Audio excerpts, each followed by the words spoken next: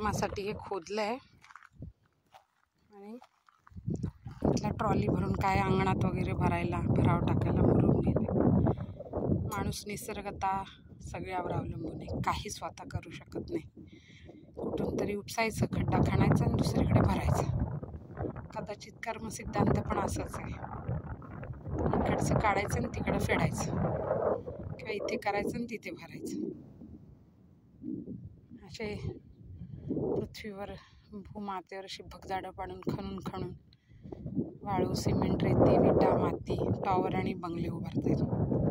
माहीत नाही त्याचं भविष्य काय आहे. हरिद्वारचे हिमाचल प्रदेशचं उदाहरण तुम्हाला दिसतंय. मोठमोठ्या बिल्डिंग अशा पत्त्यांसारख्या कोसळलेल्या आहेत. निसर्ग आहे, त्याच्या पद्धतीने चालणार, आणि माणूस आहे, त्याच्या बुद्धिमत्तेचा, तंत्रज्ञानाचा वापर करून तो त्याच्याकडून घेत राहणार. माणसाच्या हाव, गांधीजी म्हणतात की निसर्ग तुमची गरज भागवू शकतो, हाव नाही. पण आपली हाव थांबत नाही आणि मग कुठे घेऊन जाते आपली ही हाव, आपल्या विनाशाकडे का जगाच्या विनाशाकडे.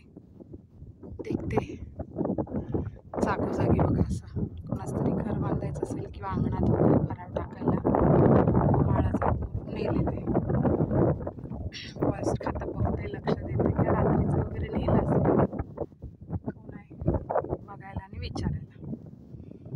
पावसाळा कधी पडला तर त्या दगडातून एखादा ओघळ किंवा उघळ पाण्याचा छोटा झरा वाहतो आणि बनते. मग त्याची छोटे छोटे झरे ह्या टेकडीवरचे खाली येऊन मोठा ओघळ तयार होतो आणि मग ही झाली आपली ओघळ आणि अपभ्रंश होऊन तो झाला ओघळ, ओघळीची झाली वगळ.